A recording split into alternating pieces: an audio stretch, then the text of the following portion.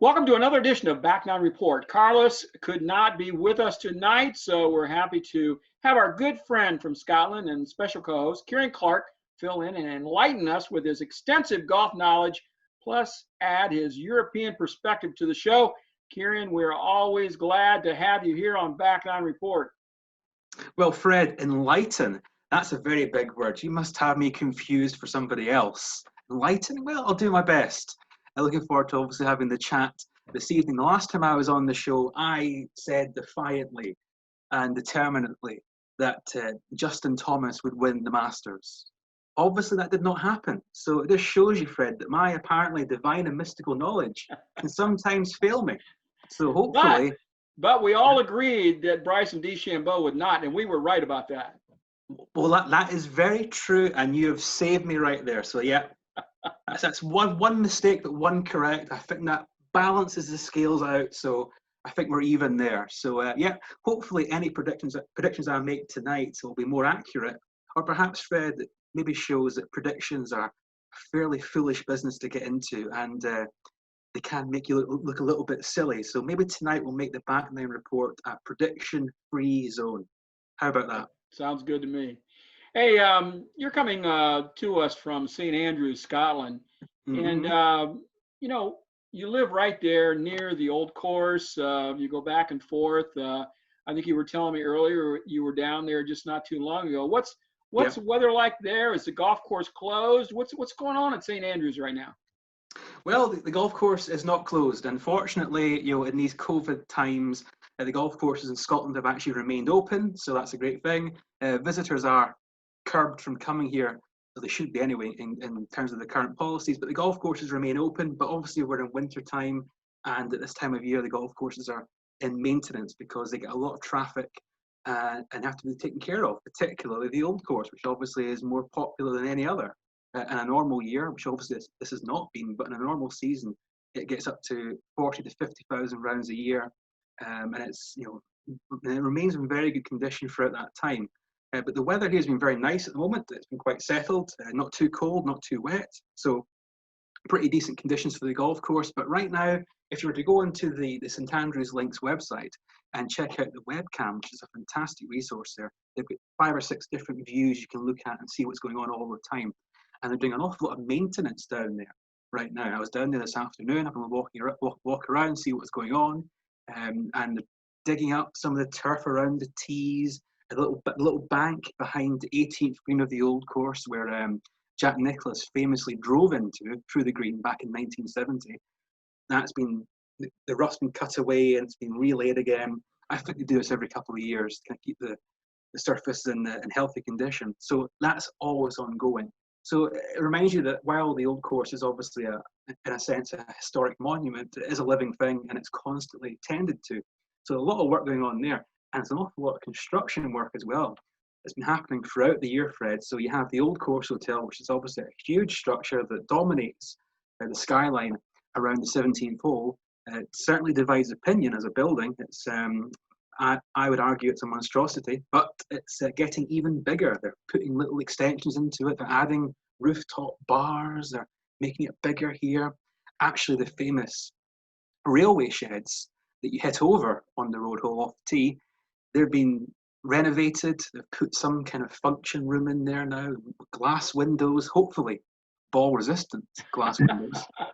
So they're in place. And also the Russacks Hotel, which you will recognise from the 18th hole on that right-hand side there, dominates the skyline quite prominently. There's an extension being built onto that, which is quite controversial, adding in a new building into obviously a historic street. It will change the view slightly, what you would become accustomed to through the decades. So there's an awful lot of change happening, things getting built, things getting bigger. And obviously, it's all building up towards the 150th Open Championship in less than 2 years' time here in 2022. So when the Open comes around next time here, things will look a little bit different if you pay enough attention to them, Fred. We got to talk about some golf here, Kieran. This week in golf, Robert Streb had to go overtime for the win at the RSM Classic. Se-Young Kim dominated in Tampa at the Pelican Championship on the LPGA. And plus, guess what? We got a Tiger sighting as he has committed to play with his son Charlie in the PNC next month. That's going to help the TV ratings for that little event, I'm sure. As always, we have a lot of golf to talk about. So let's begin with the backspin, review this past weekend's action. We not only give you the winners, but the top storylines to come out of each event, maybe even put an opinion or two in there, Kieran. So let's just do a quick review here. We had one of my favorite players, Kevin Kisner, fired a 63 on Sunday, made a run. He tied 54-hole leader Robert Streb and forced a playoff. But Streb won it on the second playoff hole at St. Simons, where Kis drove it just off the fairway into the rough at 18 on the first playoff or second playoff hole. Had a terrible lie, couldn't find the green with his approach.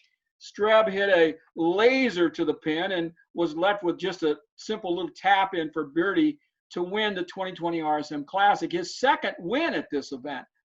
Streb has been up and down on the PGA Tour and the Korn Ferry Tours over the past few years, did not come into the week on a wave of confidence or excellent play, but had won here before, capturing the title back in 2014, his first PGA Tour win.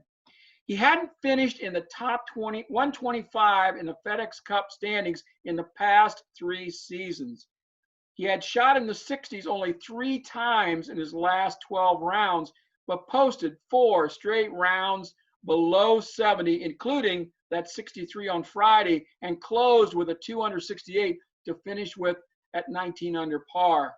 It seemed like everyone, though, Kieran, was pulling for Camila Villegas, beginning to get back into form after returning to the tour after the death of his baby girl. He contended near the leaders on Saturday until a 70 dropped him down, but he finished with a fine 66 on Sunday to capture a T6 finish. Joaquin Niemann was also playing for more than himself.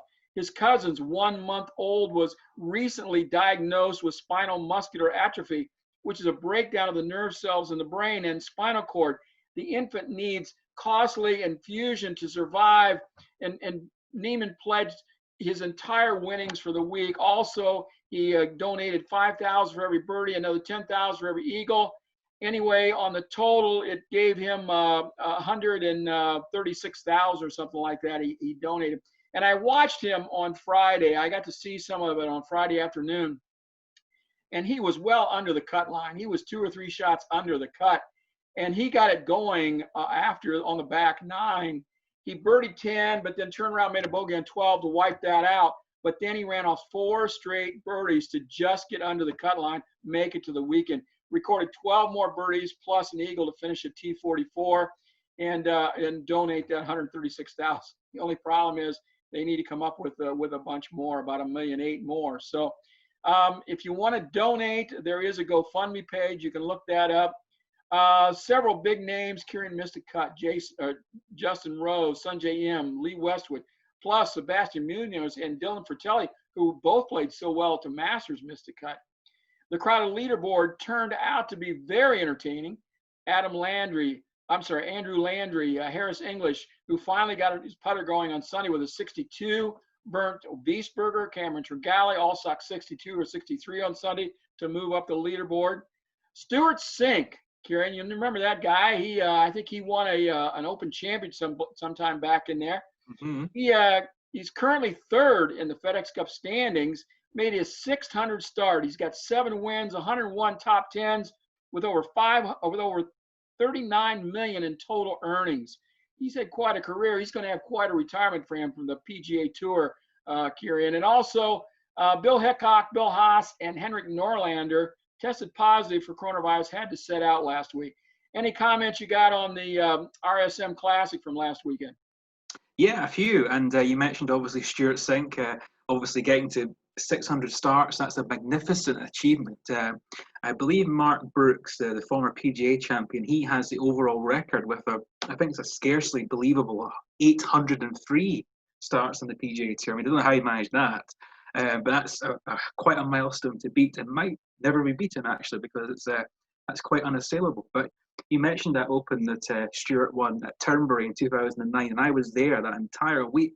for that remarkable run from Tom Watson, rolling back the years and almost achieving what would have been one of the most, I think, remarkable stories in the history of sport. It might very well be one regardless. The fact that a man who was almost 60 had a putt to win the Open Championship 32 years after he won it previously there. So that was a remarkable story. But Sink was obviously the guy who shot Bambi's mother and took the headlines away and won the playoff. But he deserved to win that. It was a magnificent The achievement. golf media does not forgive him for that, do they? They don't, and it's a real shame because there are far worse people out there than Stuart Sink. He deserves the. He's a good guy. I've had the chance to talk to him a couple times. Yeah.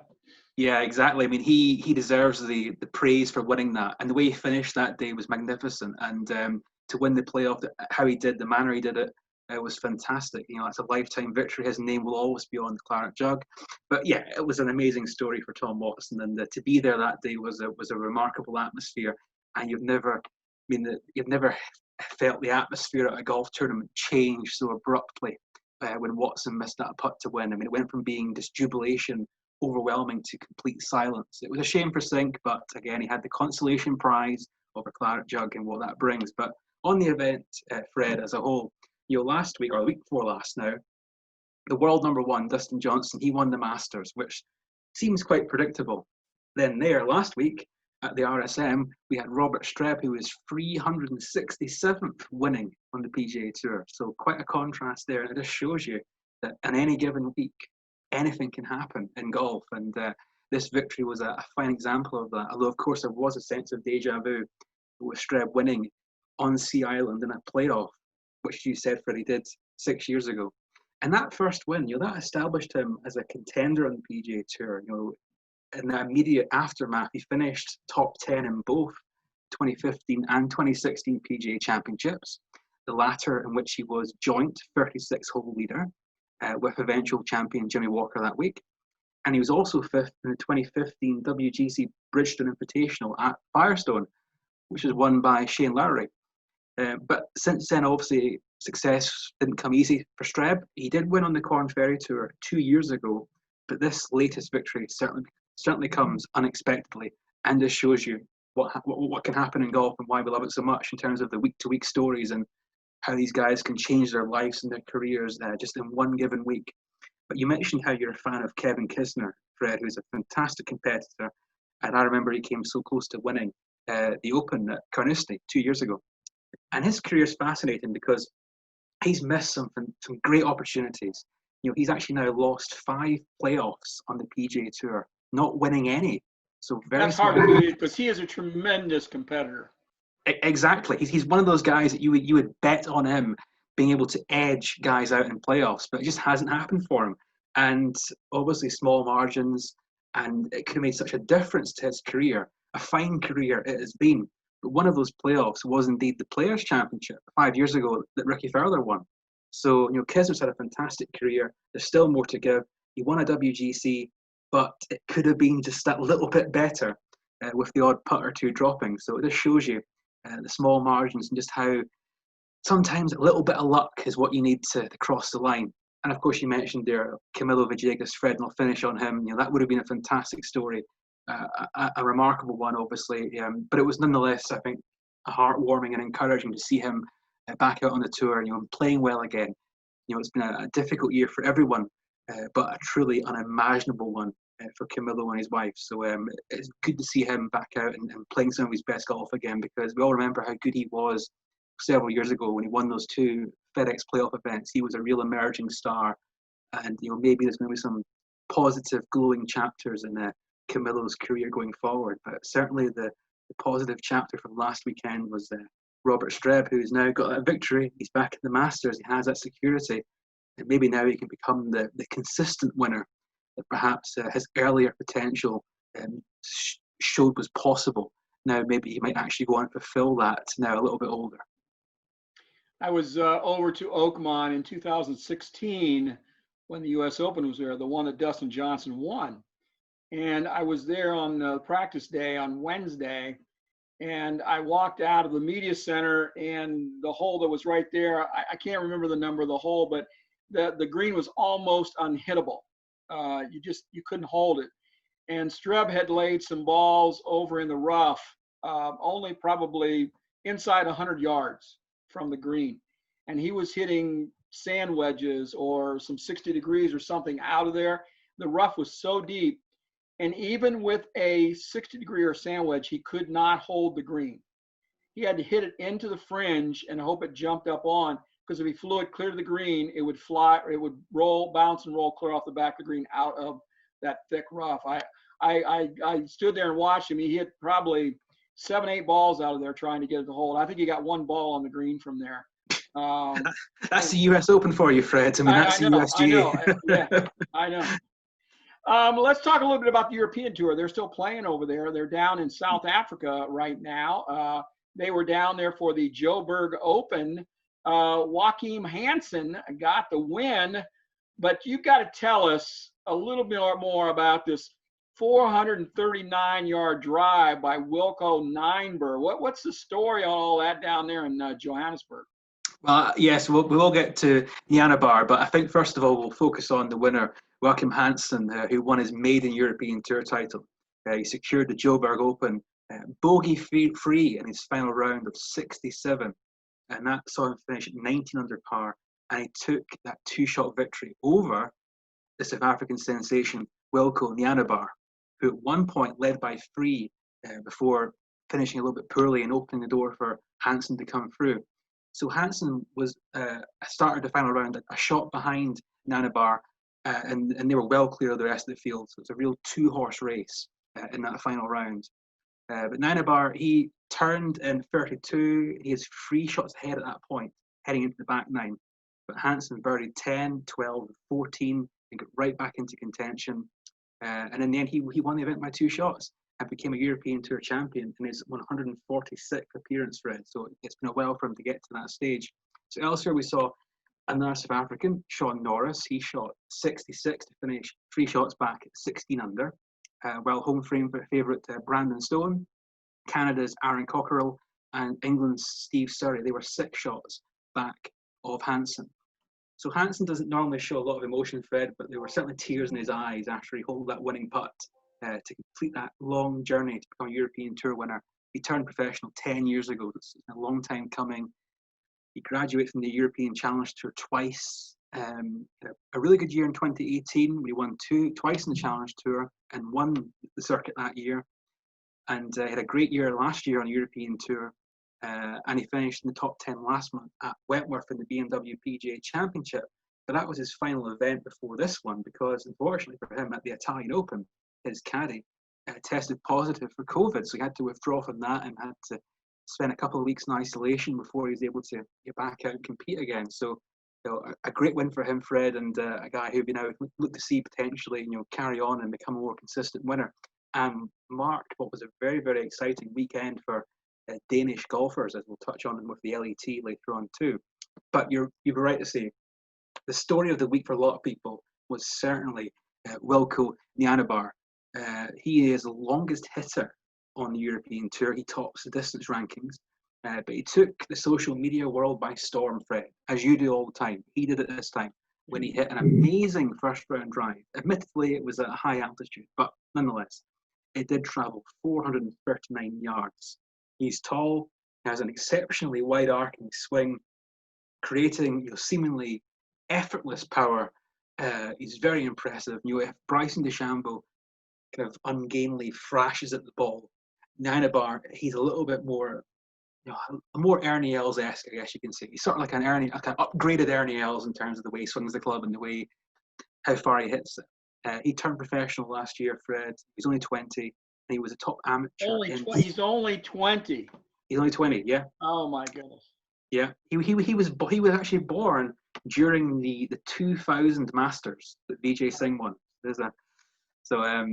was a top amateur in South Africa when he turned professional, and he's had some good results. I mean, he finished 6th at Valderrama recently, and he was 4th at the English Championship in the summer, and obviously now runner-up here at the Joburg. So he is certainly someone to watch out for, Fred, as a possible star of the future. So Hansen got the win, but Nianabar, he dominated the headlines, I think.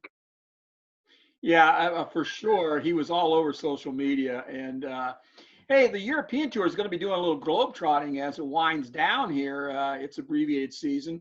It's going to stay in South Africa this week. We're going to talk about more about that in a minute. Then they're going to jump up to Dubai for a week, go back to South Africa, then back to Dubai for the final event of the year, the DP World Championship, December 10th through the 13th. So the guys are going to kind of just go back and forth between South Africa and Dubai as they're winding down the season.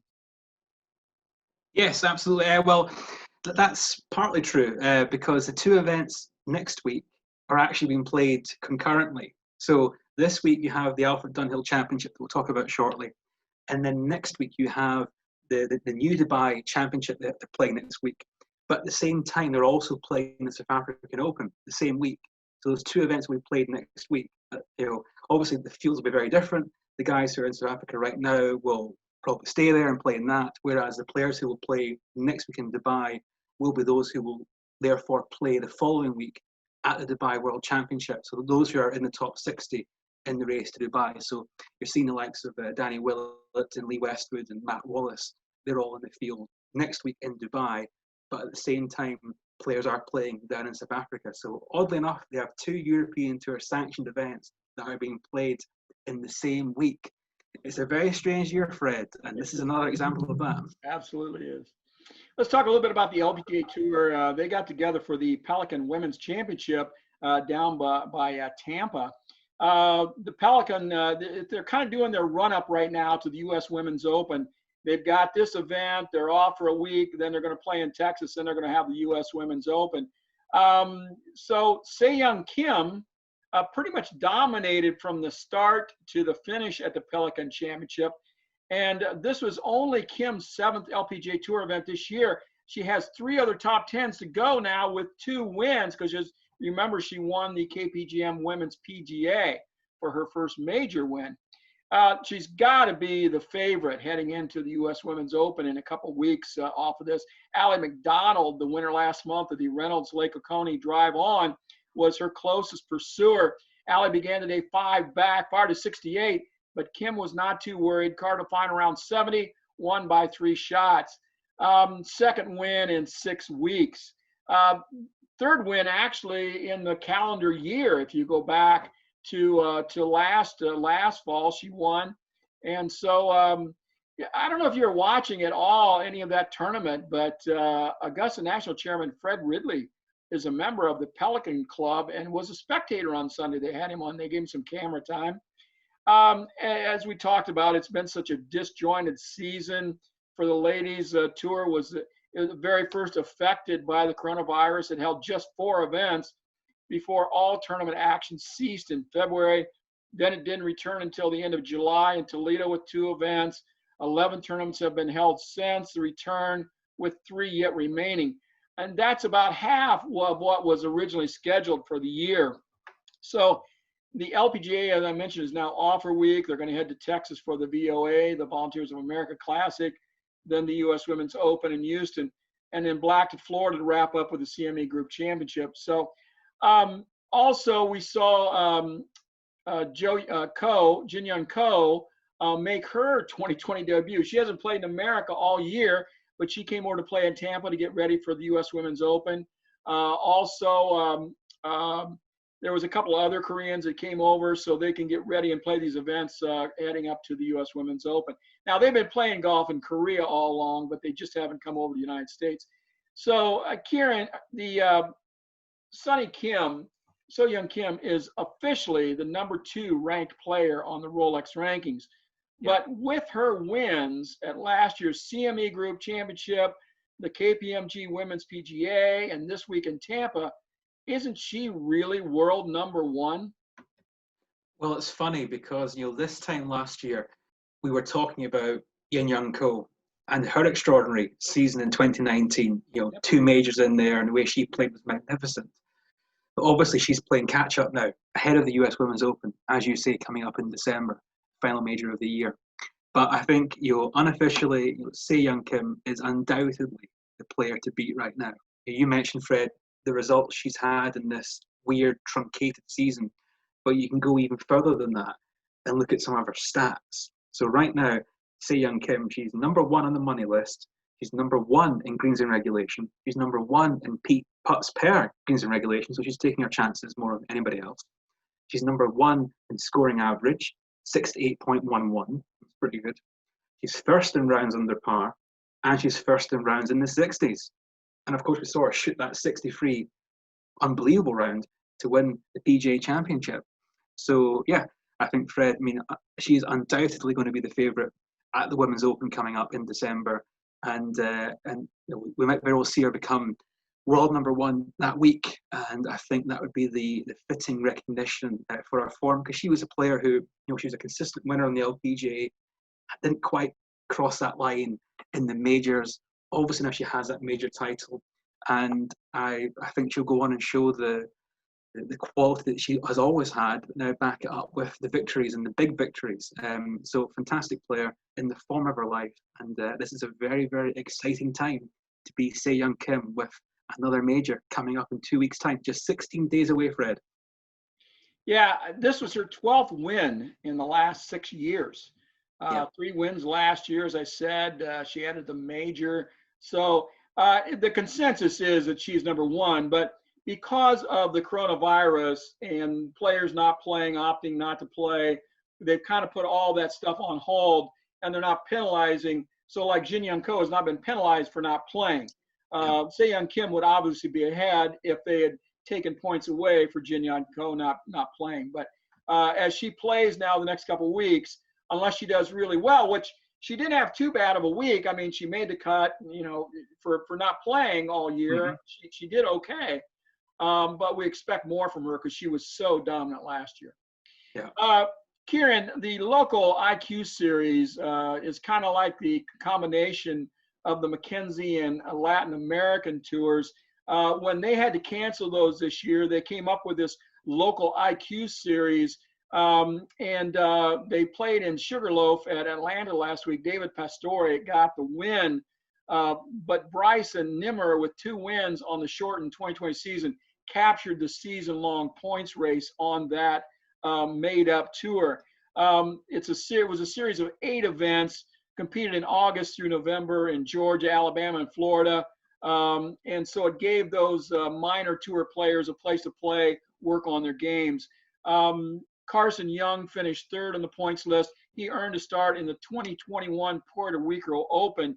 Also, Pastore gets a spot in the Barbasol Championship, and Nimmer gets a spot in the RBC Canadian Open on the PGA Tour. So all these guys have finished 1, 2, 3 on the overall season-long points list of those 8 events, get into some PGA Tour events. So any comments on the local IQ series, Kieran? Yeah, just generally on that, I think when we talk about the impact of the pandemic, Fred, obviously we know how you mentioned there on the LPGA, how much it's affected their schedule and the number of tournaments they can have. We saw it shut down the PGA Tour, and obviously the European Tours tried to salvage a relatively good schedule despite the situation. But I think we can forget sometimes about these guys that play on the satellite tours and the lower tours where they don't have the big bank balances. These guys are playing for their dreams, trying to get to those higher levels, trying to ascend through the game. And in many respects, the pandemic has almost taken a year out of their hands and, if you like, halted their dreams for a year at least.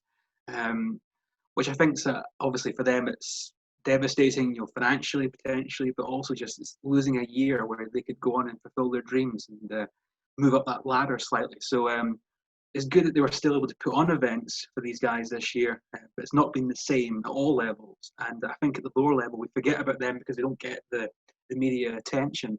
But in many respects, the impact of the pandemic will hit these players and these tours the hardest. And so hopefully for their sake, 21 is a much more normal and positive season. Let's talk a little bit about the Saudi Ladies Team International, an event on the Ladies European Tour that was played last week. It was kind of a unique event. Can you tell us a little bit more about it? Who took home the trophy and the big checks? Well, it certainly was unique, Fred, and it will require a degree It of. was unique, just the fact it was women playing golf in Saudi Arabia, let alone. We'll get to that in a minute because that's the controversial side of it. But we'll stick to the golf tournament first of all, which is we'll try and ignore the political and the social discussion around it and just focus on the actual tournament, which was certainly unique for golf. A big purse for the LET, $500,000, which is a massive purse for those players. Only the women's British and the Scottish Opens on the LET schedule are beyond that, so it's big money. And it saw 36 teams competing, and these teams comprised of 3 LET professionals, 1 amateur, who was generally speaking a sponsor or somebody connected to somebody, just there making up numbers basically. And they played over 3 rounds. The best 2 scores were carded per hole, and the winning team took the vast sum of the money. So the top 10 teams and the individual players, individual prize too, they earned a cut of the prize money as well. So you'll know more about this style of format than I will, Fred, but the teams were decided using an NFL-style draft system. That's how they described it. So it saw the captain, who's one of the higher-ranked players. They picked 1 player. Then they were randomly assigned a 3rd professional teammate, and then one of the amateurs was placed with them. Ultimately, in the end, it was Denmark's Emily Christine Pedersen, and she completed the Saudi sweep of titles by winning all 3 events he had in the past 2 weeks in Saudi. She won last week when she beat Georgia Hall, and she won the team event, and she won the individual event at the Team International. She's been in fantastic form this season, and she's now taken the race to Costa del Sol crown as European #1 on the back of winning these events. She played alongside Scotland's Michelle Thompson, South Africa's Cassandra Hall, and English amateur Matt Selby. And she shot a 67 in the final round. She won the individual title by 2 shots at 14 under. And her team won the team event at 40 under by just 1 shot. She's had a dream season, a remarkable season in the worst possible year. And she kind of said that herself, where it's been a terrible year for everybody, but for her, it's been a great one because she's played so well and she's had the victories and the rewards to go with it. So if you add up all the numbers, Fred, from last week to this week and the week before, all 3 events she's won now, she has pocketed a very impressive $207,500. That's hard to do on the Ladies European Tour all year long. That is, well, absolutely. I mean, that is basically a season in 10 days she did. So a remarkable total of money. So yeah, she's European #1, and she did play on the Solheim Cup, Fred, 3 years ago. She's 24, very good player. So maybe looking ahead to next year in Toledo at Inverness, maybe Katrina Matthew will have her eyes on Pedersen as being a potential player in her own Solheim Cup team next year, as Europe obviously go and defend the cup they won so amazingly last year at Glen Eagles. But elsewhere, Fred, it's worth mentioning Stephanie Kiriakou, the Australian, who shot a 63 in the final round and chipped in for eagle on the final hole, finishing in a tie for 2nd, alongside Anne Van Dam and Luna Sabron, and just 2 shots behind Pedersen. And as a result, she's 19 and she will be the LET Rookie of the Year. So prizes have been handed out early, Fred, for this one. So we know the European #1, we know the Rookie of the Year. And for Pedersen, we can talk about Saudi Arabia, but for Pedersen, it's been a fantastic experiment, and certainly financially a very, very rewarding one, that's for sure. You mentioned Sophie, or you mentioned Annie Van Dam, and of course, she has some significance in the fact that Sophia Popov was caddying for her at the Drive On at Inverness. She had an off week on the Sumatra Tour. She was caddying for Annie Van Dam. She found out that there was openings for Sumatra Tour players in the Marathon Classic the final week, and she's, oh, well, why not? I'm here. So she put her name in quick. They accepted her entry.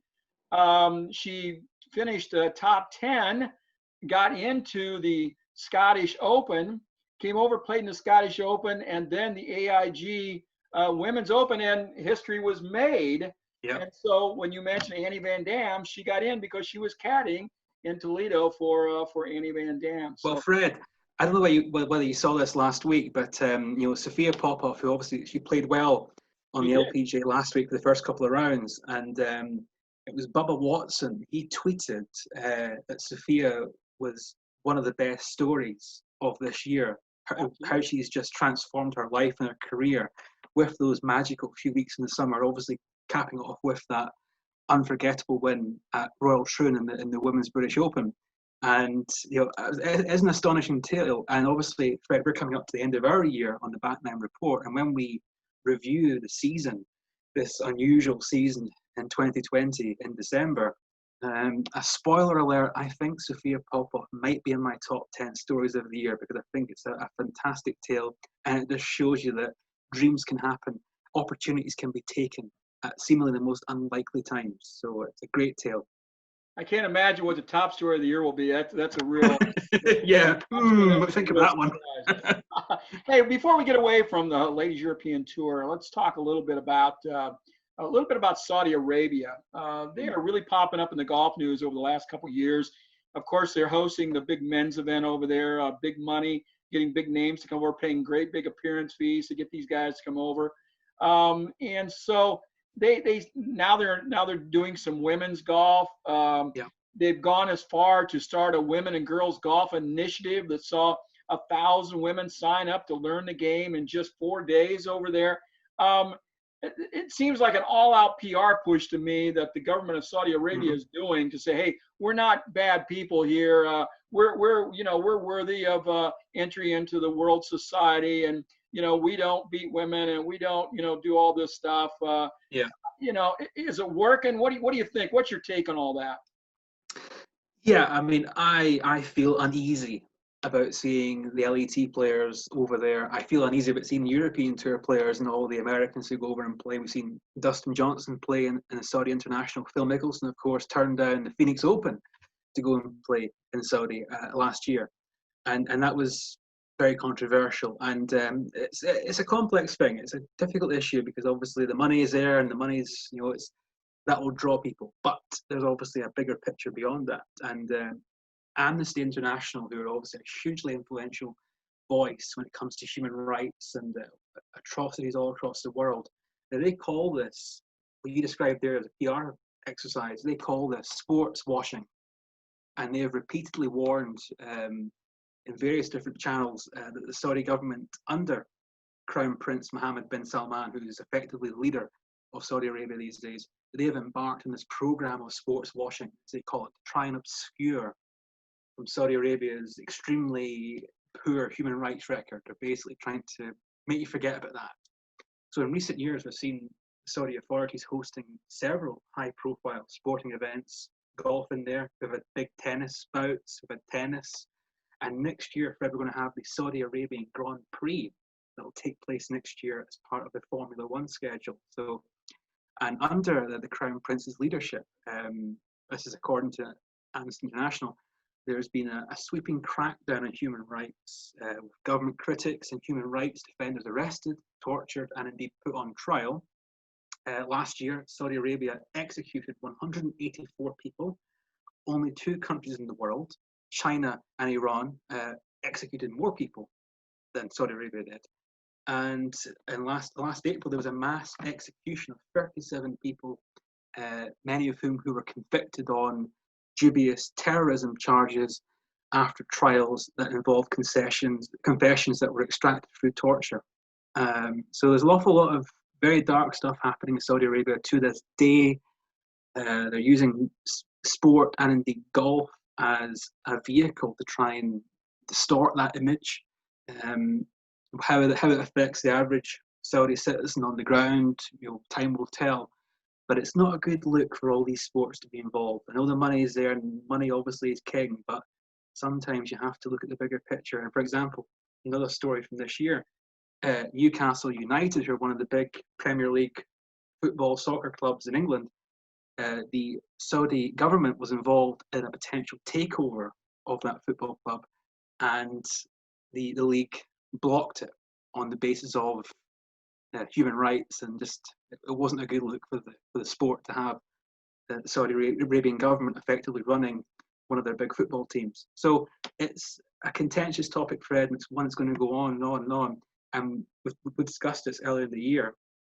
about the Premier Golf League that was in the background. It's still there. It's still lurking around, and there was an awful lot of Saudi bank money behind that venture. So they're trying to get involved in different sports, try and change their image to make themselves appear more accessible, try and build tourism and try and build a better image.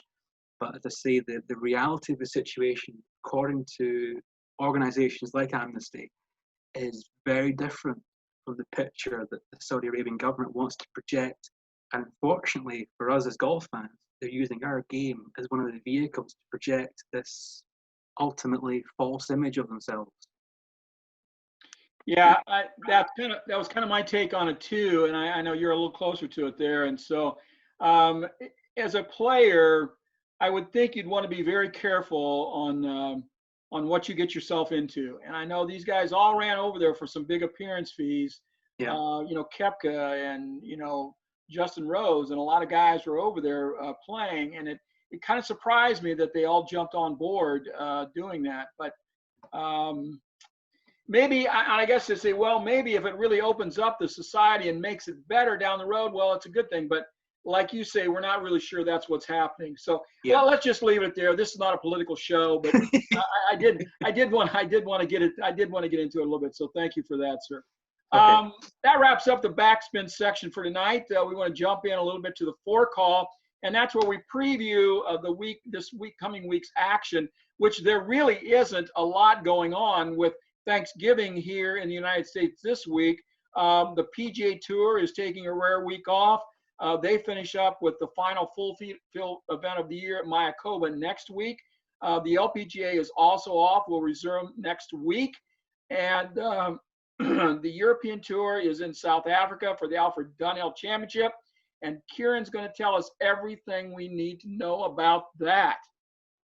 Indeed I am, Fred, and there'll be a very strong home field that'll be looking to snatch the title back from Spain's Pablo Larrazabal, who won last year when they play at the magnificent Leopard Creek, which is one of the truly iconic golf courses in South Africa. As we mentioned earlier, it's the second of 3 events of this South African swing. So there are some great home players in contention this week. Christian Bezuidenhout is in the field, Brandon Stone, George Coetzee, Dean Burmester. They will spearhead the quest for a South African winner.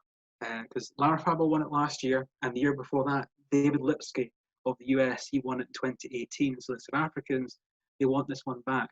And Bezuidenhout said, and I quote, "Leopard Creek is one of my favourite golf courses worldwide, and the Alfred Dunhill Championship is one of the tournaments I'd love to win just because it's played at such a special course." And Bezuidenhout is the highest ranked South African player in the field, Fred, this week. And he played in the Masters for the first time 2 weeks ago, when he finished in a time for 38. That was his first appearance at Augusta. And it's a very solid year in America when he's played there. He's made 7 out of 10 cuts and posted 4 top 25 finishes. So Bezuidenhout is a fascinating life story.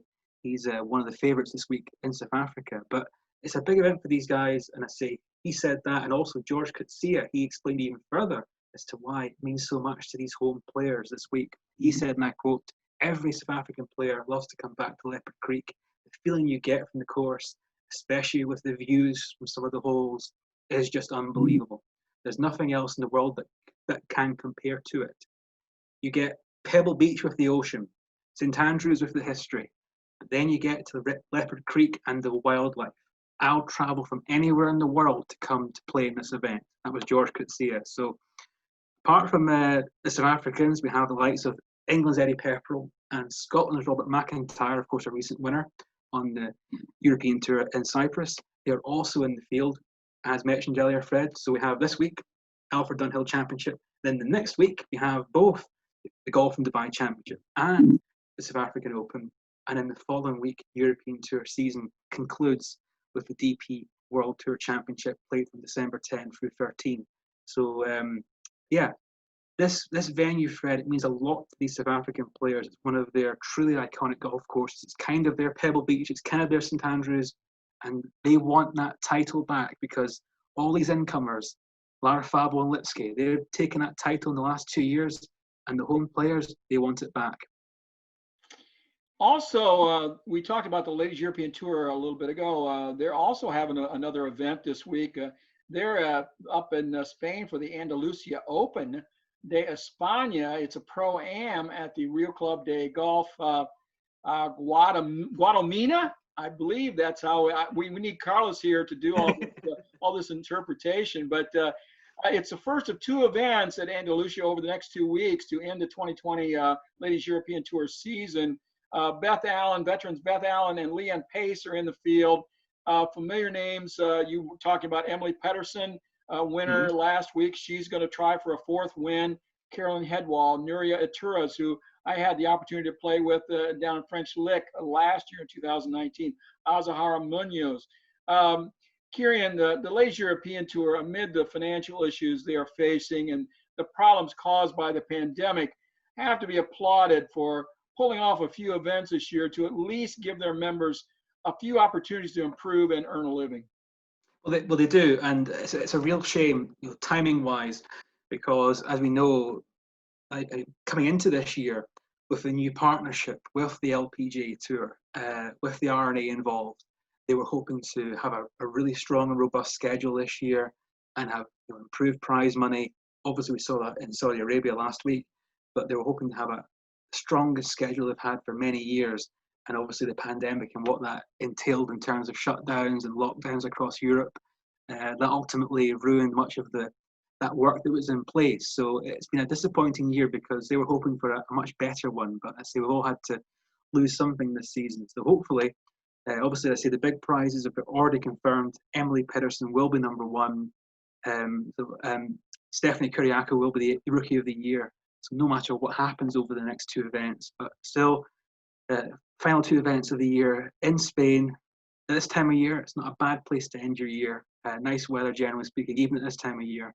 And I'm sure they'll enjoy the conditions. And who knows, Emily Pedersen might just continue that dominance, Fred, and she concludes what's been a remarkable end of the year for her, hoping for even better things to come in 21, both for herself, but also for the LET, where hopefully we'll see that partnership with the LPGA finally kind of flourish and show what the potential's there for.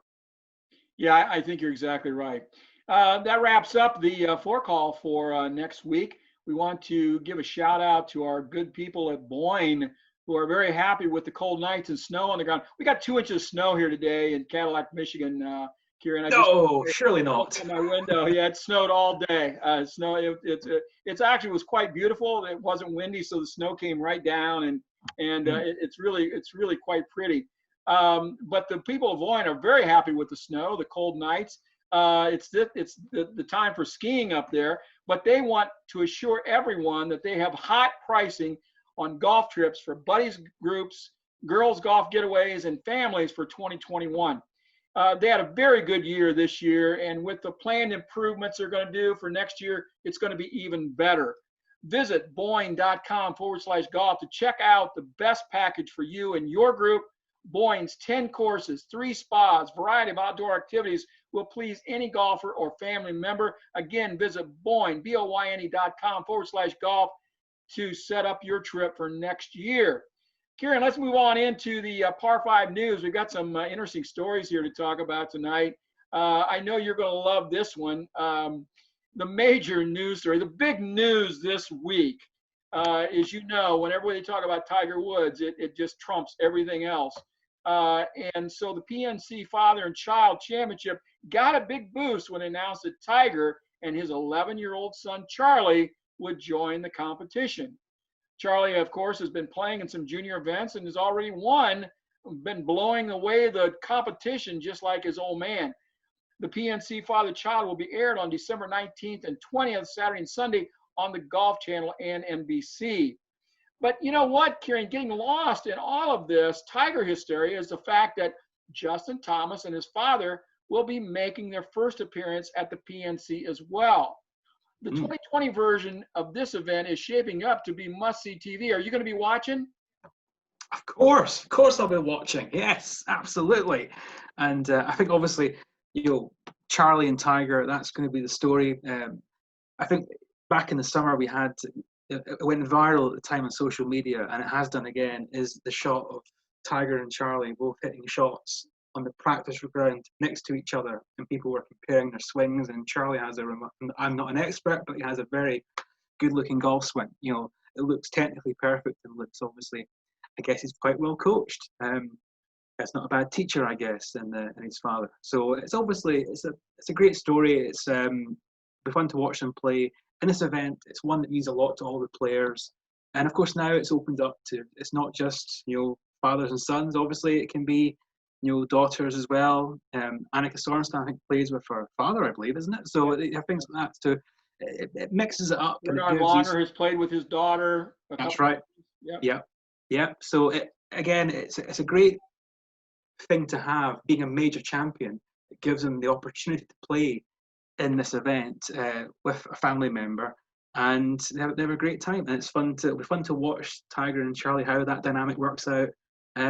It's also interesting, you know, kind of a wider point about it, Fred, is, you know, Tiger for so long has obviously been so protective, and rightly so, of his children, of his personal life, and this is almost putting the spotlight on his son, which is an interesting move for him, I think, and maybe it shows you maybe the change in Tiger Woods now, is he's not quite as secretive as he once was. He's more happy to share his life with the world, and I think that can only be a good thing. So hopefully they enjoy that experience, and I'm sure people will be watching, intrigued to see how the two of them get on. Because Tiger, of course, he's desperate for a win this year, so this could be it. Just, it's his major. Yeah, exactly. But I'm like you, you know, I was very surprised by this. Tiger, I never expected to see him in these kind of events. You know, he's all about just winning the majors and what it takes to do that. And so, you know, with his season basically over now, you know, the Hero World Championship's not going to be held. I'm really surprised he's playing in this. And that he's doing it with Charlie. I'm going to watch. I'm going to be watching for sure. But I think it'll be great. I think it's great for Tiger. It helps his image. Yeah. And he's so much looser now. I mean, when he made the 10, you know, at the 12th at the Masters, gave a little hurt, and then he ran off those birdies, you know. So, I mean, that, you know, he just wouldn't have done that. I mean, he would have got so mad before. He'd have been breaking clubs, and, you know, his mind would have been shot. But I think he's in such a better place right now in his personal life with everything. And to do this, I think it's wonderful, but it was really, really surprising to me. It surprised me too. And on the Masters, if you recall, at the start of that week, I think we actually discussed it when I was on the show 2 weeks ago, that when Tiger was remembering his victory the year before, he got very emotional, which we never see much of. And that night at the Champions Dinner, obviously the interview, or Jack Nicklaus and Gary Player have their press conference after they hit their tee shots on the Thursday morning, and they both said they'd never seen Tiger Woods like how he was at the Champions Dinner. He was emotional. He spoke, you know, so openly and eloquently about how much that win meant to him and his family. It's obviously sharing that with his children, as he did, you know, both his son and his daughter. We're seeing a different side of Tiger Woods, and, you know, and I think for him and for us, I think it's good to see. It's great to see that we saw Tiger last year when he came back and won the Masters, a moment we'll never forget. And you know, I think Tiger's now beginning to settle into this, not quite an elder statesman role because he can still play, but I think we're beginning to see what the next chapter in Tiger's career is going to be like, and it's one that will be more open, more accessible, still obviously highly competitive, but we're beginning to see a peek behind the curtain now, and I think that's something that's going to enrich golf fans, and obviously I think Tiger as well. Absolutely. Also, we got just a little bit more Tiger news.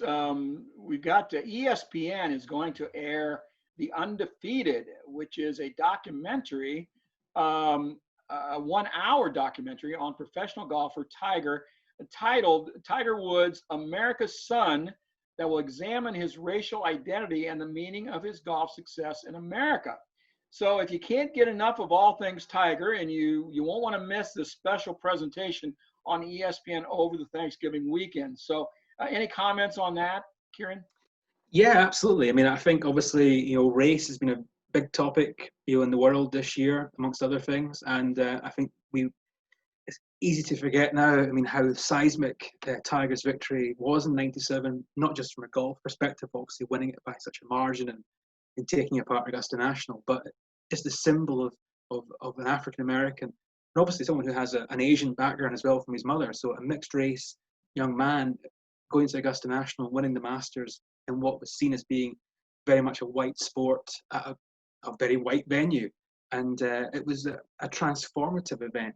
Now, the question is, how have we seen the impact of that as people maybe expected in the 2 decades since? That is certainly up for debate, but there's no questioning the symbolism of what Tiger did back in '97. And I think it's timely when we think of, obviously, Lee Elder, who, as you know, in April, he will join Nicholas Sinclair on the first tee as an honorary starter at the next Masters, obviously commemorating his status as being the first African-American player to compete at Augusta National in 1975, and obviously the journey and the difficulties he faced to get to that stage, and all of the African-American players faced to even get on the PGA Tour back then. There's a dark history to a lot of this in terms of the game and Augusta National, obviously, but I think we're seeing Augusta National recognise that it can't change the past, but it can do something about the future. And I think Lee Elder's tee shot next year is an example of that. And Tiger Woods' victory back in '97 was the beginning of that symbolic change. And anything that involves Tiger will obviously fascinate his many, many legions of fans. Absolutely.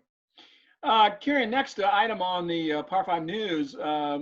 If you'd like to get a little closer to the action at a PGA Championship, the PGA of America is offering several short-term employment jobs. This is right up your alley, Kieran.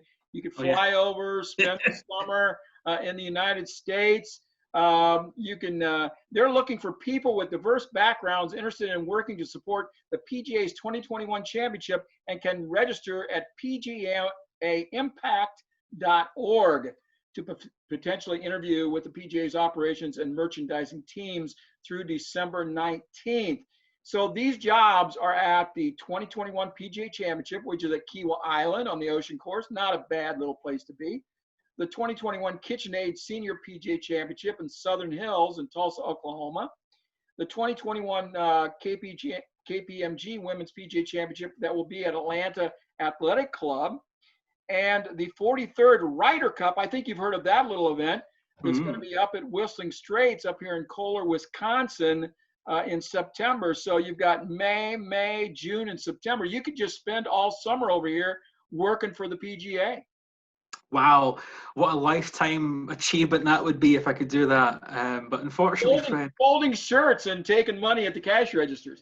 Yeah, there's nothing wrong with that. I mean, someone's got to do it. It's a good job to have. But the trouble is, Fred, I just don't interview very well. That's the thing. So I don't think I'd get very far. That's the trouble. That's it. What can I say? See, the trouble is, Fred, my persona sometimes, my personality sometimes betrays the professionalism that I actually have. That's the thing. So you don't think your Scottish accent would interpret well in the Midwest of the United States? To be fair, I think I'm far better spoken than people from the Midwest of the United States for the most part. So no offense to our Midwesterners, our beloved audience there. But yeah, obviously it's a great way. I think these obviously for younger people, it's a way to obviously you get good experience. To working at a major sporting event is a big deal. And it's a chance to kind of get involved and get behind the scenes. And I think for anybody who works or volunteers any of these big tournaments, it's all part of the experience. So yeah, but I don't think it'll be me. Maybe another time, maybe some other time, but not this time. Kieran, the Korn Ferry Tour announced their 2021 portion of this combined 2021 Korn Ferry Tour schedules. So there's going to be 23 tournaments played after the return to January. And they will culminate with the Korn Ferry Tour Finals in August.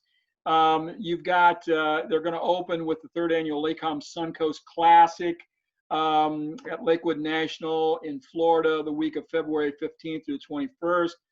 The tour also announced 2 new events on the Elmore Coast Classic and Sandestin, the Paiute Las Vegas Championship. And so those are going to be played. You've got 10 tournaments from the tour's original 2020 schedule were canceled. Of those 10, 8 of those are going to be played next year. They're going back to Lake Charles, one of my favorite places, really nice place down there. The Corn Ferry Tour finals will be comprised of the Albertsons Boise Open, the Nationwide Children's Hospital Championship, and the Corn Ferry Tour Championship, and that will all be in August. Also, due to COVID, the normal 50 cards for the PGA Tour membership that are awarded via the regular season and the final series were not given out in 2020, and everything has to be carried over until the end of the 2021 season. So that's why it's important. That's why we're talking about this, Kieran. Yeah, absolutely. And we mentioned it earlier in terms of the fact that the COVID pandemic has hit so many of these pathways in the game, and none more so than the Corn Ferry and players who are trying to obviously gain status on that tour, but also elevate themselves onto the PGA Tour. Unfortunately, for a lot of guys, that pathway was shut down this year and they've lost a season. So with this wraparound quickfire season, it'll be very intense. Guys trying to make up for lost time and secure their place on the PGA Tour for 21 and potentially into 22 and beyond. So it's going to be an intriguing year on the Corn Ferry Tour, Fred, in 21, because I say that the guys looking to make up for lost time and finally secure that status on the big time tour. One of my favorite people, Renee Powell, a legend here in Ohio, across the world actually. You've got a building right down the street from you named in Renee Powell's honor, actually, there at the University of St. Andrews. And Annika Sorenstam headlined a virtual women's summit that was presented by the R&A and MasterCard. And both talked about the discrimination or slights that they received because they were women golfers coming up through the 70s and the 80s. More attention, they tried to address all the attention that's given to the men's golf, and women's golf seems to be slighted. With the large percentage of the increase in equipment sales, as we know, Kieran, the most rapidly growing segment of the golf industry has been the move of women coming to the game. This has accelerated during the pandemic in July, August, and September, when courses were able to reopen and people found that golf could be a safe activity for families and for kids. And so the wives and the women got involved. And so a large percentage of the increase in equipment sales coming from these times can be attributed to women. Sky Sports just reported that the percentage of women watching the recent Masters coverage was the highest ever. So given these things, this news item, do you think that women are being slighted or not given enough coverage in the golf industry? Oh, definitely. I think that's always been the case. They haven't got the coverage they deserve. Ultimately, as you mentioned there, Fred, women are still, even though it's a rising number of players, it's still a massively untapped market for golf. It's literally half the population. It is growing slowly but steadily, but there's certainly a long way to go. And I heard a lot about this conference and what was discussed, a lot of the headlines that came out of it, and it was covering well-known ground and what we all know, really. And I think it's all about changing perceptions. That's how it starts, and trying to make the game more accessible to women. I think it starts with having more women in leadership positions across the game at all levels as a whole. And I think that's something that is lacking. That's not to say just put women in because they're women, but I think there's many women who are more than qualified, more so than some of the administrators, male administrators in the game at the moment. So more women in positions of leadership and power can only be a good thing for golf. And positive female representation is also important. So that comes with showcasing professional events and rewarding the players financially. Obviously there's a huge disparity between what the PGA Tour and European Tour golfers earn compared to the LPGA and the LET. Obviously that's a very difficult subject because economics play a part in that, and people want to invest their money in sponsors and so on. But other sports do manage to have greater parity. Tennis is the biggest example of that. They manage to have a great deal of parity, both in terms of the income the top players earn, but also in the media coverage that they receive. It's almost equitable, and that's quite unique, I think, in any sport, and certainly it's not the case in golf. So it's not just showing top female players on tour, but it's also showing women in golf in the right way. And I think too long, Fred, the golf industry, and particularly in the media and several prominent outlets, they promoted women based on how they looked rather than how they played. Obviously, that's trying to play into their own audience that they had at the time, very much a male audience, and it's seeing it through the eyes of a male reader or viewer. But that's not going to attract anybody else to the game. We can look back to the example of the Golf Digest cover from several years ago that featured Polina Gretzky on the front cover. There was no, I remember there was a big fury about that. I mean, there was no, you didn't see Lydia Ko or MB Park, you saw Polina Gretzky on the front cover. And now, as we speak, I believe the latest issue of Golf Digest features the Corda sisters, Jessica and Nelly. They're on the front cover. They're as athletes, not as objects, and that's a very important thing. And change takes time, especially in golf, which seems to move a little bit slower than most things. But these conversations are very important, and that's the first step. So I do think golf is generally now, I think it's acknowledged the ground has to make up, and we are generally speaking on the right path in the industry as a whole.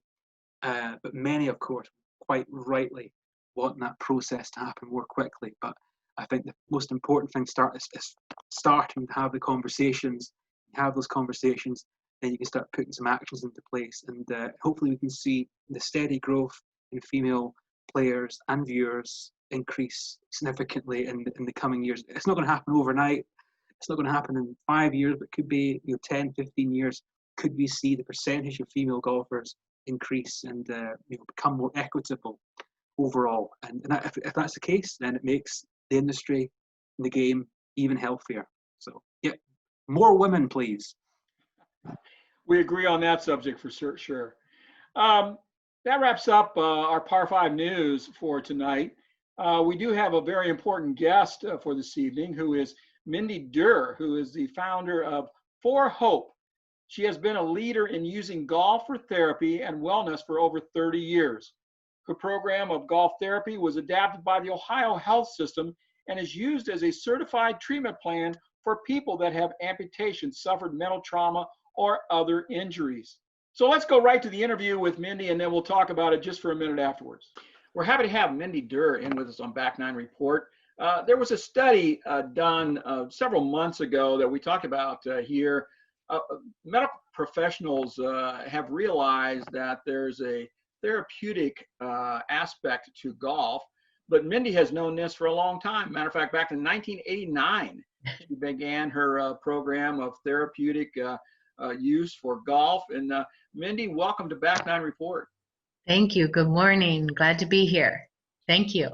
You have developed programs and organized events to educate and introduce people to understand the importance of golf to overall wellness, and also as a therapy for people that maybe have some poor health, or maybe they can improve their situation using golf therapy. Tell us a little bit more about that. Explain that to us. Okay, sure. Well, I began because of my dad. We were from just south of Cleveland area, and we grew up with the game. And he soon retired years ago, and abruptly he could not walk or speak. And he was diagnosed with primary lateral sclerosis. And about that time, I was working for another nonprofit, and I kept thinking about therapy of golf. How can I help my dad and possibly others? And so what I did, I just began by researching. I quit my job. My background's in nonprofit, so it just, when the teacher's ready, is that right? The student will appear, or when the student's ready, the teacher will appear. So I started the nonprofit. I named it Fore Hope. And in the meantime, I started to shadow a recreation therapist. And I had heard about other LPGA and some PGA teaching professionals helping people with disabilities through the game of golf. My background is communications from Ohio State.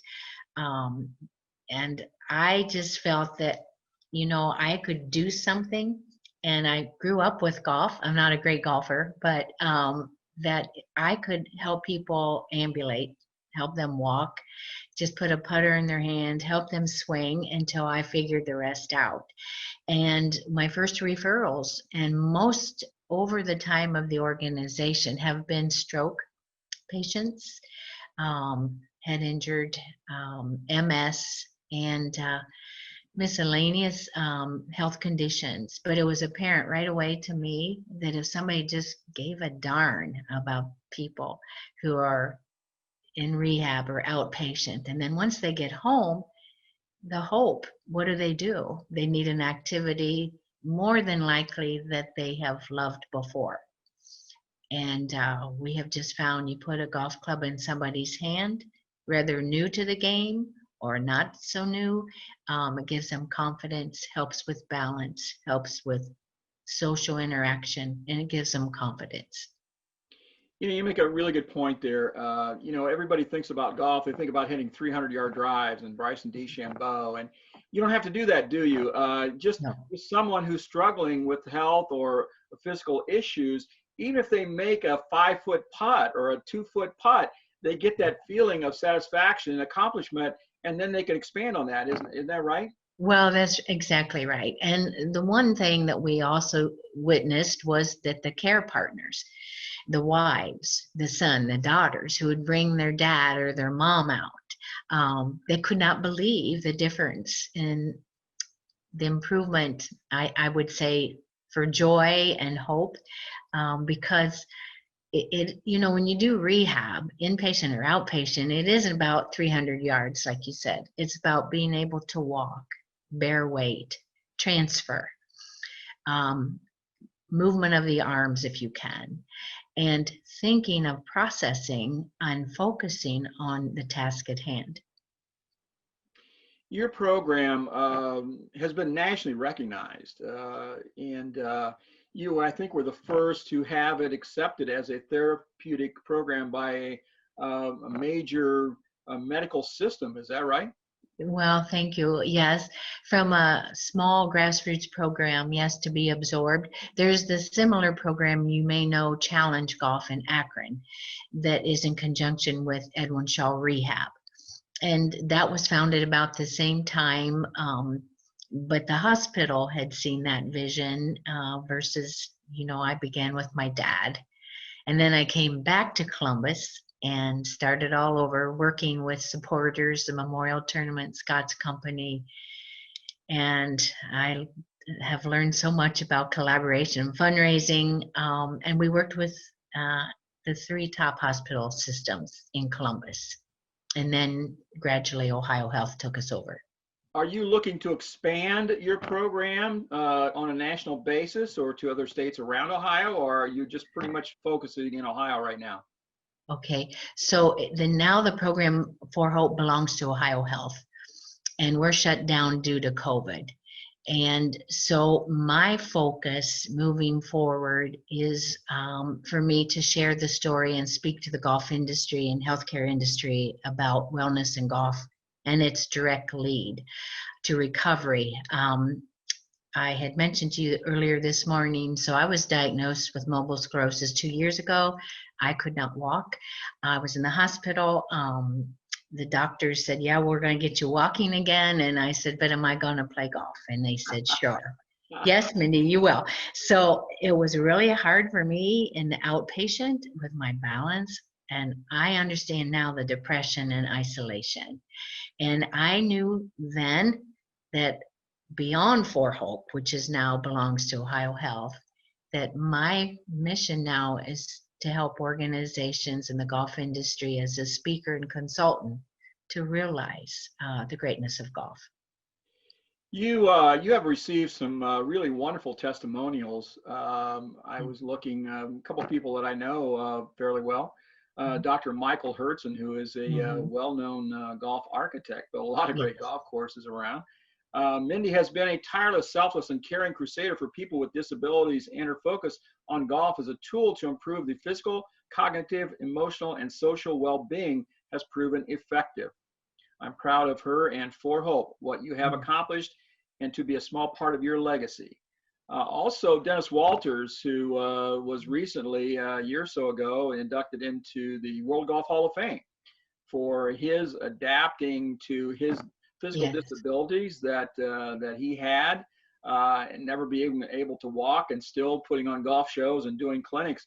I have known Mindy for 30 years, and I've always had great admiration for her kindness, her love of golf, and her passion to help others. Mindy and I were always able to share a bond born by our love and relationship with our fathers. She created Fore Hope to help her dad, and my dad was an invaluable part of my career. So those are pretty powerful testimonials there. You've obviously been doing your homework, doing a lot of great work.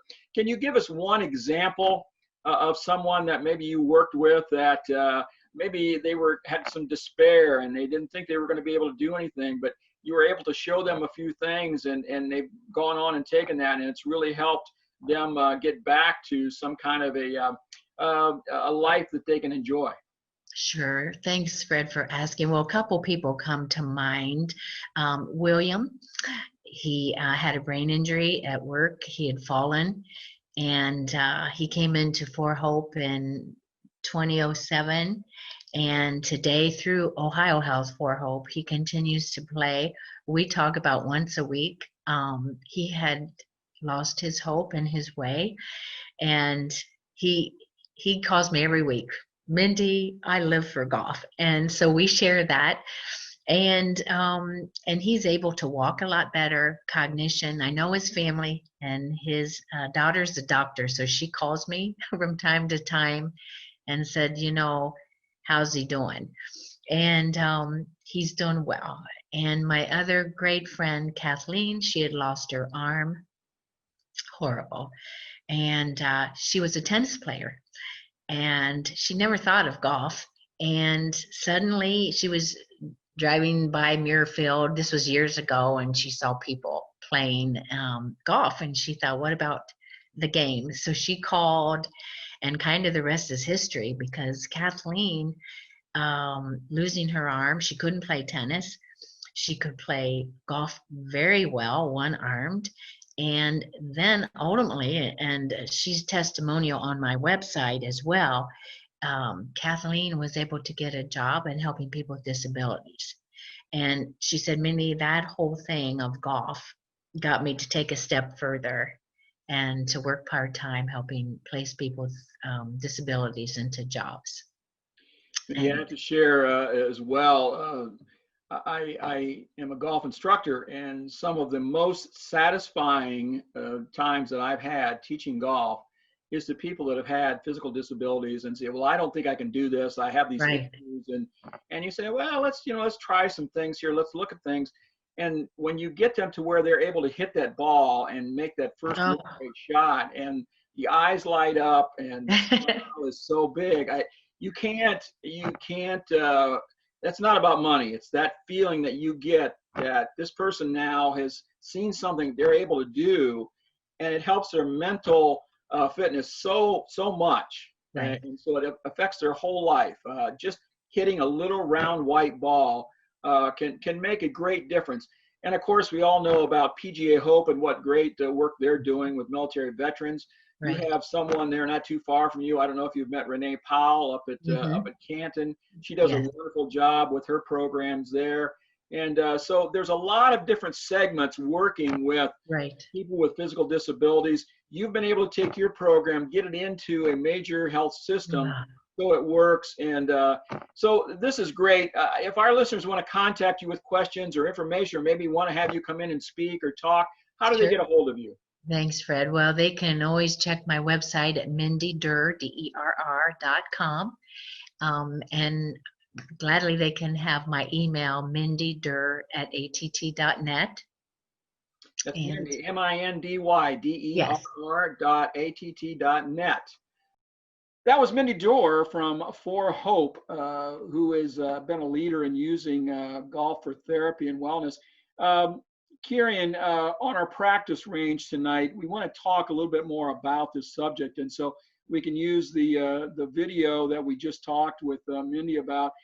Do you have any knowledge or stories to tell about someone you may know or that has been helped by having golf in their lives after a devastating injury or possibly a stroke or some debilitation? Not specifically in terms of individuals, but I do know a little bit about it as I interviewed England Golf's disability manager, who's called Jamie Blair. And I discussed with him the work that England Golf does, which is the governing body of golf in England, what they do for golfers with disabilities of all kinds. And some of the work they do is fascinating, the programs that they sponsor and the collaborations that they forge and the differences that it makes to people's lives were fascinating and huge and dramatic. As Mindy described in the interview as well that you had with her, some of these specific cases are remarkable, how people's lives have been transformed by playing golf. And there, in this country, in the UK, there are many big programs for people who have had strokes, even blind golfers. That's very much an emerging thing. Blind golf becoming very popular and getting people out in the fresh air and playing and exercise and so on.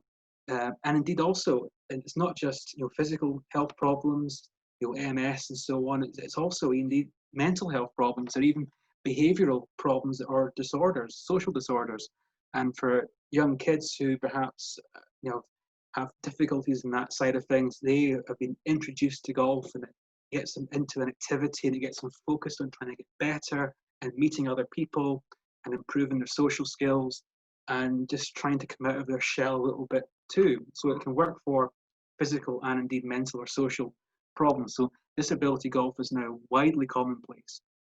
And it's very important for the golf industry too, because as Jamie explained to me, and I went back and I read the interview, and this is one particular quote within that I thought was really telling, as he said, and I quote, "We need to understand what disability in our sport looks like. Around 1/5 of the population have some kind of disability, and 70% of them are over the age of 50. So the average age of a golf club member in England is 55. So an awful lot of them will have disabilities by definition, stat-wise. So there's work we need to do around player retention, and that is a big focus for England Golf and the support officers working with clubs. So they're trying to work, Fred, with people whose impairment is becoming a barrier for them and making golf more difficult and finding ways to retain them in the game and making the game easier. So, ultimately, Fred, as you know, golf can be whatever you want it to be. And I think you discussed this with Mindy as well, where it's not all about the big drives and being the best you can possibly be and playing, shooting fantastic scores.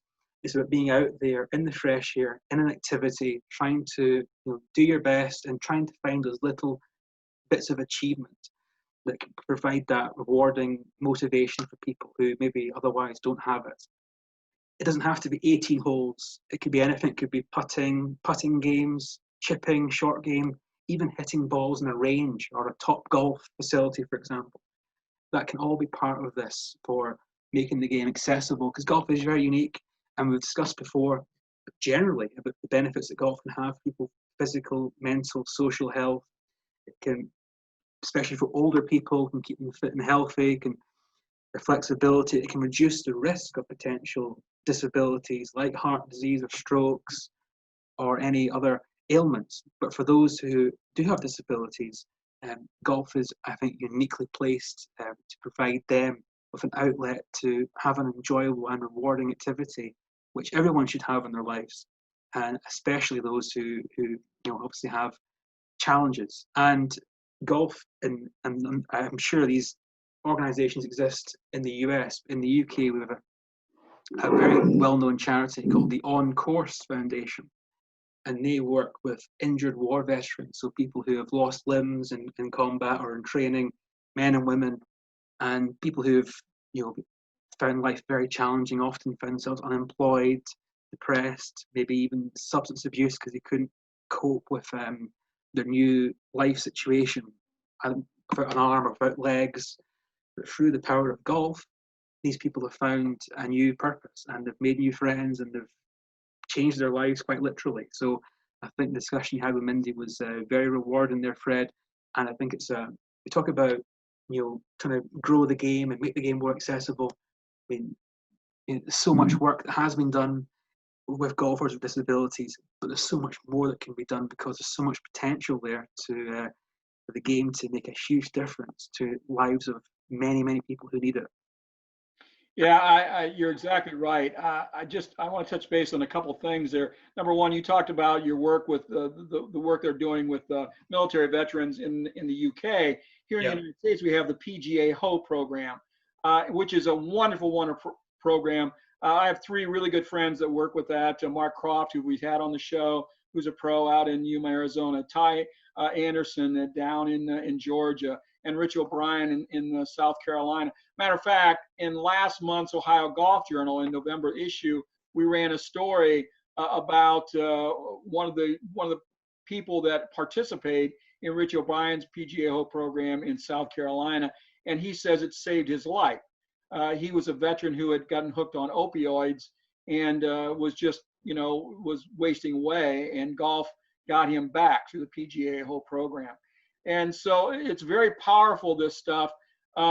We have, as you know, I teach a little bit, and one of the most rewarding things I've ever done, twice I've been involved in clinics for physically impaired or people that struggle, and maybe stroke victims, amputees, those kind of things. Twice I've been in clinics involved with people, and to show them that they can actually hit the ball and have some fun playing golf.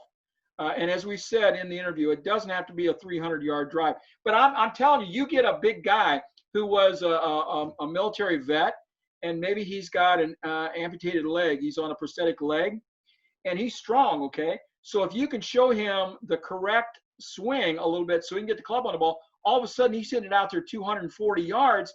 I mean, he's excited, right? Because he's thinking, he's going, I can't do anything. I got this thing now. My life is over. And you can show him this. I mean, it was so rewarding, Kieran. The feeling that I got from that, it was so much fun.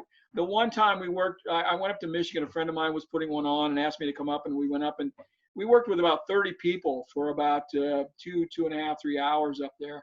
And it was just outstanding, absolutely outstanding. I loved every minute of it. I'm sorry that I haven't done more of it, but PGA Hope has been doing a very good job. We have in Northern Ohio, over by Canton, we have the Turn, which is a little golf course that the Northern Ohio Golf Association actually owns and dedicates to use for rehabilitation and therapy and wellness for people. They do a fantastic job there. They were one of the first people around to have the carts that so amputees could use and would move up and down so they could swing and not be sitting in a cart. And so this is wonderful stuff. And people that struggle with physical impairment suffer from depression and isolation. Being out of a situation where they can actually hit a golf ball and interact with other people is a big deal as well, Kieran. It's a great, huge mental leap for many of these people. As you heard Mindy say in her interview, the caregivers found their patients to be excited and helped improve their entire mental attitude. So finally, if you would like to know more about using golf for therapy, it's easy to get in touch with Mindy at her website, mindyderr.com, MINDYDERR.com, or check out PGA Hope. Or if you happen to be in the Canton, Akron area, go to the Turn, or go to the NOGA website at noga.org, and you can find it there, clear over at the right tab. So, Kieran, any other final thoughts on the practice range before we get away from that tonight? No, I think it's a fantastic topic, and it's one that we can't discuss enough because it's so important. And I think that the bottom line is, I mean, it's the game has that power to provide hope to people who feel that they don't have any.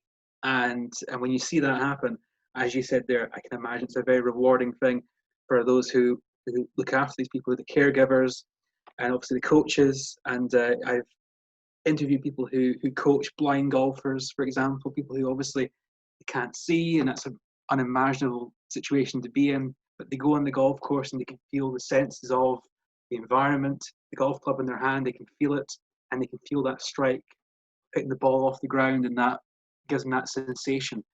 And it's rewarding. And yeah, it just shows you golf can be a power for so many good things, and we can do so much more with it. So I think it's a great topic, and one that I think it's we can't talk about enough.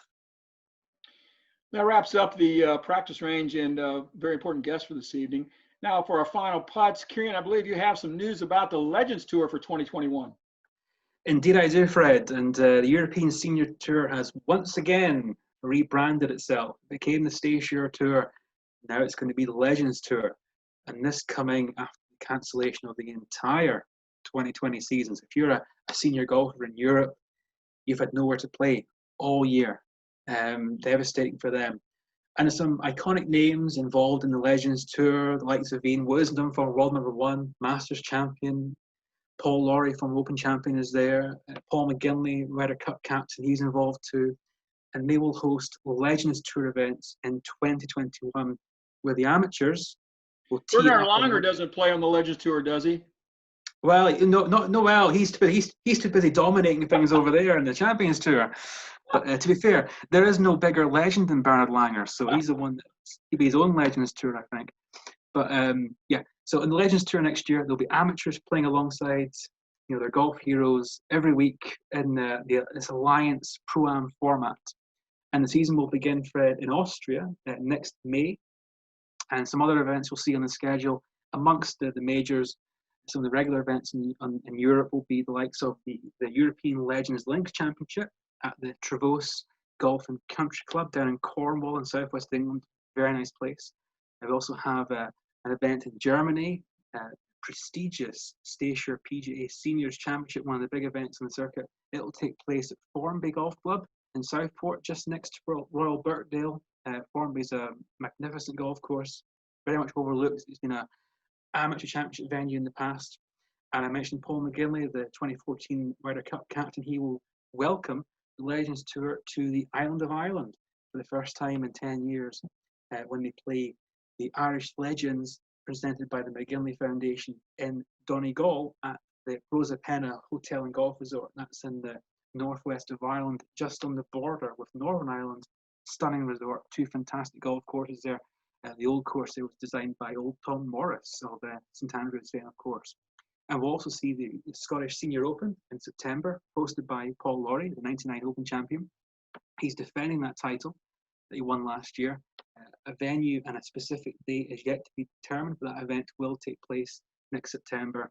And we'll also see the European Senior Masters will take place at the Forest of Arden, where we saw the European Tour play in the summer as part of the UK swing. So, Fred, hopefully better times ahead for the senior golfers in Europe, because, as I say, if you don't have a Champions Tour exemption, which is very hard to get, then if you're over 50s golfer, there hasn't been anywhere they play. So for these guys, 21 is going to be a big season for them on a newly rebranded tour. Just some news that came out today. The USGA invited 16 amateurs from the United States to play in a Walker Cup practice at Bay Hill, December 16th through the 18th. The Walker Cup is only 10 players, so from these 16, they're going to have to pare it down a little bit. 3 days of practice at Bay Hill and Lake Nona. And I'm not going to go through the whole list, but Stuart Hagestad has been on the last 2 Walker Cups. Of course, he's the mid-am that's won everything in the world, and he's going to be invited. I imagine he's going to be on the team. And of course, Nathan Crosby is the captain this year. So I guess we're going to have a Walker Cup hopefully, and that's supposed to be at Seminole, and we're all looking forward to that.